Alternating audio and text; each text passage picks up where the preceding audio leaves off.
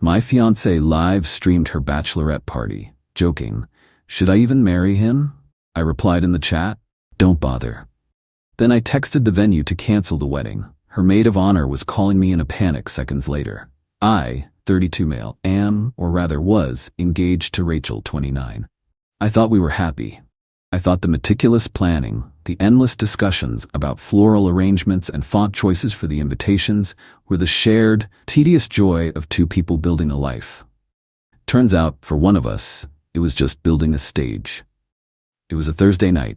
I was at home, paying the final deposit for the caterer online, feeling that quiet, adult satisfaction of checking a major item off a to-do list. My phone buzzed with a notification. Rachel F. is live on Instagram. I smiled. Her bachelorette party. A weekend at some fancy rental house with her maid of honor Carolyn and a gaggle of their friends. I clicked, expecting to see silly games and champagne flutes. And I did. The camera was shaky, clearly held by Carolyn. Rachel was front and center, wearing a future Mrs. Miller sash, her face flushed from alcohol. They were laughing loudly. Okay, real talk," Carolyn slurred, turning the camera to frame them both. "You're getting locked down. How does it feel?" Rachel took a dramatic swig from a bottle. "Alexander's great, you know? He's so stable." She said the word like it was a terminal diagnosis. Her friends giggled. "He pays the bills on time, his car is always clean, he remembers to take the trash out." "But is he fun?" someone shouted from off-screen. Rachel's eyes, usually so bright and focused on me, looked glassy and distant. She leaned into the camera, a conspiratorial smirk on her face. "He's a great provider. My parents love him. But is it enough?" "Honestly, guys," she paused for effect, looking around at her cheering friends, "should I even marry him?" The room erupted in a mix of woos and "don't do it." Carolyn was laughing so hard, the camera shook violently. The chat on the side of the screen was flying by. Hearts, laughing emojis, comments like, "Run girl," and "OMG Rachel." My world didn't shatter. There was no explosion of rage. It was more like the flick of a switch. A cold, silent, and profound click in my brain. The background noise of my life, the hum of the refrigerator, the distant city traffic, seemed to fade into a perfect, crystalline silence. She wasn't asking a question. She was voicing a doubt she'd clearly been nursing for a while. And she was doing it in front of an audience of hundreds. My fingers moved before my brain had fully caught up. I was logged into my personal account, the one with my face as the profile picture. I typed one sentence into the live chat. "Don't bother." I didn't wait to see the reaction. I closed the app. My heart was beating a steady, rhythmic drum, not fast, just strong. Practicality took over. The venue. I opened my texts, scrolled to our coordinator, Deborah. "Hi Deborah, this is Alexander Miller. Please consider this message my formal notification that I am canceling our wedding scheduled for October 12th. I understand the deposit is non-refundable. Please confirm receipt of this message. Thank you." I hit send. The spreadsheet, we had a massive shared Google sheet, budgets, guest lists, vendor contacts. I clicked File, Make a Copy, saved it to my private drive. Then I went back to the original, clicked Share, found Rachel's name, and selected Remove Access. Click, the caterer, I had literally just paid them. I sent a follow-up email. Subject, cancellation, event number 24601. Hello, further to my payment a few moments ago, the event has now been canceled. As per our contract, I understand this evening's payment and the initial deposit are non-refundable. No further action is needed. Regards, Alexander Miller. My phone rang. Carolyn. Her face, contorted in a fake smile on the caller ID, was the same one I'd just seen on the live stream. I watched it ring until it went to voicemail. A text bubble immediately popped up. "Carolyn, Alexander, call me. Now." Another one, seconds later. "What did you do?" And the one that made it all real. The venue just emailed Rachel a cancellation confirmation. WTF is going on? I put my phone on silent, face down on the counter. I went to the kitchen and poured myself a tall glass of ice water. The house was quiet. She had asked a question, and I had simply given her an answer. The rest? It wasn't revenge. It was just paperwork. Update 1. The next 24 hours were a strange sort of silent storm. My phone was a nuclear reactor of notifications, dozens of missed calls from Rachel, Carolyn, and a few numbers I didn't recognize. Texts ranged from the hysterical, "How could you do this to me?" to the vaguely threatening, "You better answer your phone, Alexander." I didn't. I forwarded the venue cancellation email to Rachel's father, who had paid the initial deposit. The subject line was FYI, and the body was blank. I felt it was only right he'd be informed where his money went. Rachel got home late Friday afternoon. I heard her key in the lock, the sound of her suitcase wheels on the hardwood floor. I was sitting on the sofa reading a book. Alexander. I looked up. Her face was pale, her eyes red and puffy. The party sash was gone. "You have 5 minutes to explain yourself," she said, her voice trembling with a rage that felt completely unearned. "Explain what, Rachel?" I asked, placing my bookmark carefully. "You asked a question. I gave you an answer. I then acted on that answer." "It was a joke. I was drunk. It was my bachelorette party," she shrieked, the volume escalating with each excuse. "You don't just blow up our entire lives over a stupid joke. Was it a joke when you said I was stable, like it was a bad thing? Or when your friends were telling you to run? That all seemed pretty genuine to me. You were performing, Rachel, and you forgot your most important audience member was watching. You humiliated me," she cried. "You commented for everyone to see, then you called the venue. My phone blew up. Do you know how embarrassing that was?" "I imagine it was very embarrassing," I said calmly. "But you were the one live streaming to hundreds of people. The humiliation, as you call it, began when you held up our relationship for public ridicule. I just ended the show." This seemed to stun her. She sputtered, searching for a new angle. "The money, Alexander. My dad's money. We just lost thousands of dollars." "Your father's money, yes," I corrected. "I paid the final deposits for the caterer and the band myself last night, so I'm out a fair bit too. I've already emailed your father. I'll be sending him a check for my half of the non-refundable venue deposit he covered. It's the least I can do." Her mouth opened and closed like a fish. The idea that I would be financially responsible and decent seemed to completely short-circuit her argument. She was counting on me to be a monster so she could be the victim. She left that night to stay with Carolyn. Good. The next phase of the narrative began the following day. Carolyn, a PR disaster in her own right, created a new group chat with our mutual friends titled Supporting Rachel. Her opening salvo was a masterclass in spin. "Carolyn, hey everyone, as you may have heard, Alexander had a massive, unprovoked outburst and has called off the wedding. Rachel is obviously devastated. He completely overreacted to a silly joke she made at her party and is now refusing to speak to her. We're all just trying to rally around her during this awful time." My phone buzzed as a few friends replied with, "OMG, what happened?" and "Sending love to Rachel." I didn't reply. Instead, I did a little more housekeeping. Rachel and Carolyn ran a small side hustle, designing invitations and social media graphics for people. For the past year, they'd been using my premium Canva account and my Adobe Creative Cloud license. I logged in, changed passwords, revoked access. Then I remembered the shared Amazon account, the one where my credit card was the primary payment method.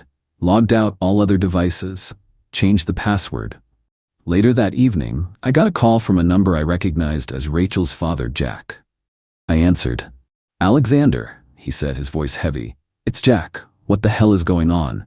I explained it to him, calmly. I told him about the live stream, the exact words she used, the cheering friends, and the public nature of it all. I told him I saw a future with his daughter that she was clearly and publicly unsure she wanted. He was quiet for a long time. "She can be dramatic, son," he said finally. "She gets caught up in the moment. She didn't mean it. With all due respect, Jack, she's 29. She's not a kid. Dramatic doesn't cover publicly questioning your decision to marry someone a month before the wedding. She meant it in that moment, and that moment was enough for me." He sighed. It was a sigh of profound parental exhaustion. "What happens now?" "We untangle our lives," I said. "That's all." After I hung up, I walked through the quiet apartment. Our apartment. On the fridge was a photo of us from a trip last year, smiling, looking happy. A deep, sharp pang of grief hit me. Not for her, not for the person who mocked me on a live stream, but for the man in that photo. For the future he thought he had. The feeling passed. It was replaced by a grim resolve. This was a controlled demolition. Messy, sad, but necessary to clear the site for whatever came next. My phone buzzed. A text from Carolyn. "Carolyn, Rachel needs to come get her things. And you owe her for the wedding money she spent. Her dad is going to call your parents." I laughed. The entitlement was almost impressive. You owe her. I screenshotted the text. Something told me it would be useful to have a record of their mindset. This was just the beginning. Update 2. 2 weeks have passed since what my friends now refer to as the live stream incident. The initial shockwave has subsided, replaced by the tedious, grinding work of prying 2 lives apart. Rachel is still holed up at Carolyn's place. Their supporting Rachel group chat has apparently become a salt mine of complaints about me, but a couple of friends sent me screenshots. The narrative is that I'm being cold and punitive. Hilarious, considering I'm just living my life, while Rachel is the one who blew up the wedding. The first major issue was the apartment. The lease is in both our names. Rent was due on the 1st. I paid my half. Her half sat there, unpaid. So, I sent an email. I find that written communication is best in these situations. It leaves a record. 2. Rachel F. Jack F. Subject: overdue rent for Apt 4B, 123 Main Street, due 10/01. Rachel, this is a reminder that your half of the rent, amounting to $1,100, is now 5 days overdue. As per our signed lease agreement, we are both legally responsible for the full amount. Failure to pay will negatively impact both of our credit scores and may result in eviction proceedings. Please remit payment immediately. If you wish to be removed from the lease, you will need to sign a release form with the landlord and pay your share of the rent up to that date. Regards, Alexander. I CC'd her father because it was his money she was used to spending. Let him be aware of the liabilities she was racking up. The phone call came within 10 minutes. It was Rachel, and she was furious. I can't believe you CC'd my dad, she yelled. Hi Rachel, I said, putting the call on speaker so I could continue making coffee. Are you calling to let me know you've paid the rent? I'm not paying rent for a place I'm not living in. You kicked me out. I didn't kick you out, Rachel. You left after you torched our engagement. Our legal obligation to the landlord, however, did not leave with you. I'm protecting my credit score. You should be concerned about yours. This is so cruel. You're trying to ruin me. No, I'm trying to pay my bills, something you once described as stable and boring. Turns out it's pretty important. Let me know when you've sent the e-transfer. I hung up. The next day, her brother Dennis showed up at my door. He's 2 years younger than her and shares her sense of theatrical grievance. Dude, he started. No hello? You need to back off. You're going to ruin her credit over a few $100 after everything she's going through? Everything I put her through, you mean? I asked, leaning against the doorframe. Let me be clear, Dennis. Your sister publicly disrespected me and our relationship. I ended it. Now there are administrative tasks to complete. This is one of them. She pays what she owes, she signs the papers to get off the lease, and this part of the problem is solved. Just be a gentleman, man. Just let her off. Being a gentleman doesn't mean setting myself on fire to keep others warm, I said. A phrase I'd been repeating to myself a lot lately. It means handling my responsibilities, which I've done. She needs to handle hers. He left, muttering about how I'd changed. I hadn't. I was just no longer willing to absorb the cost of her irresponsibility. Then came the issue of her belongings, and one of mine. Amidst the chaos, I realized something was missing from my nightstand. My late grandmother's watch. It wasn't flashy, but it was a beautiful, vintage timepiece and one of the few things I had of hers. Rachel loved wearing it. She always called it our watch, but she knew it was mine, a family heirloom. She'd arranged via text, a curt one-line message, to have Carolyn come and pick up her things while I was at work. I sent another email to Rachel F. CC Jack F. Subject: collection of personal items and return of family heirloom. Rachel, I'm fine with Carolyn picking up your belongings tomorrow between 10 a.m. and 4 p.m. Please ensure she also returns my grandmother's watch, which was left on my nightstand. For clarity, I've attached a screenshot of our texts from July where you asked to borrow it. It needs to be returned tomorrow. Thank you. Alexander. The CC to her father was a calculated move. He knew my grandmother. He knew how much that watch meant to me. I was making it clear that this wasn't just stuff. This was a line being crossed. The next day, I came home from work to an apartment that felt eerily empty. Her closets were cleared out, her makeup gone from the bathroom. It was a relief. I checked my nightstand, no watch. My heart sank, but the anger that followed was cold and sharp. This wasn't an oversight. This was a petty, deliberate theft. The rent remained unpaid. The watch was gone. But something new had appeared in my inbox. An email from Jack. Subject: let's sort this out. Looks like Dad was finally ready to step in. Final update: it's been about 4 months. The divorce is finalized. Just kidding. We never got married, so it was just a clean, brutal break. The emotional shrapnel has mostly settled, and my life is blessedly quiet. The email from Rachel's father, Jack, led to a sit-down meeting. The three of us at a neutral ground coffee shop. It felt like a hostage negotiation. Rachel was sullen, staring into her latte like it held the secrets to the universe. Jack just looked tired of his 29-year-old daughter's self-inflicted drama. He started by sliding a small velvet pouch across the table. It landed next to my hand. "Here," he said, his voice flat. "This is yours. This was never up for debate, Rachel, and it was beneath you to take it." Rachel flinched but didn't look up. I opened the pouch. My grandmother's watch. I felt a wave of relief so profound it almost buckled me. I slipped it into my pocket without a word. Point 1 to me. "Now, the rent," Jack continued, looking at a piece of paper.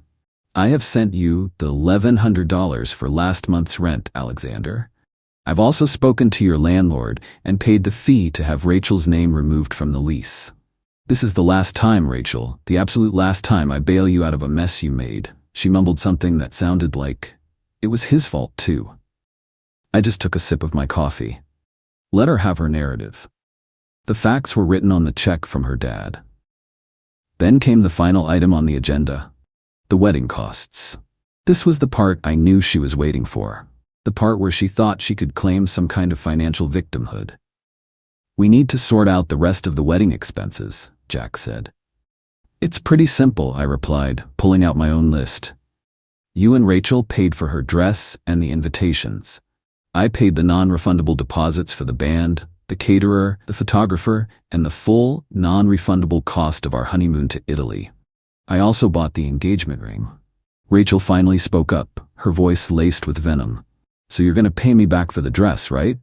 I can't return it." I almost laughed. "Absolutely not. You can sell it or burn it. I don't care. As for my losses, I'll be selling the engagement ring to recoup some of the cost of the honeymoon I'll no longer be taking."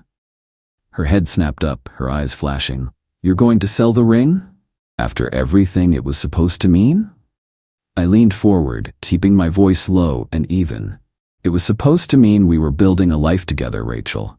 A life you publicly questioned for sport. When you asked that live stream if you should even bother marrying me, you rendered the ring's meaning null and void. It's not a symbol anymore. It's just a rock. A very pretty, very sellable rock." The finality in my voice seemed to hit her harder than anything else. There was nothing left to argue. The dream was dead, and I was liquidating the assets. And that was it. We left. I never spoke to her again. Here's the final fallout, as I've pieced it together from the odd text from a mutual friend and the general social grapevine. Rachel. She's still living with Carolyn, and by all accounts, the friendship is imploding under the strain. Carolyn signed up to be the fun-time maid of honor, not the full-time warden for a miserable, broke roommate. Rachel had to get a real 9-to-5 office job, which she apparently hates. She tells people I ruined her life. In a way, I guess I did. I ruined the life she thought she was entitled to, where her actions had no consequences. Carolyn, her reputation took a nosedive. The live stream, which was screen recorded by dozens, made the rounds. She's no longer seen as the hilarious life of the party, but as the mean girl instigator who gleefully helped her best friend torpedo her own future. Karma's a funny thing. I sold the ring, got a decent price for it. I lost money, sure, but I gained peace, which is priceless. The apartment feels like mine now. It's clean, quiet, and stable. I'm embracing the boring life Rachel so despised. It's been incredibly peaceful. I blocked her, Carolyn, and her brother on everything. Last week I booked a flight, a solo trip, to Italy. I'm going on that honeymoon by myself. It's not the trip I planned, but it feels right. It feels like a beginning. The best part? The utter lack of remorse from her side. She'll go to her grave believing she was the victim of my overreaction. That certainty is my validation. She wanted a show, and she got one. It just had a surprise ending where the leading lady gets written out in the first act. And the leading man? He's doing just fine.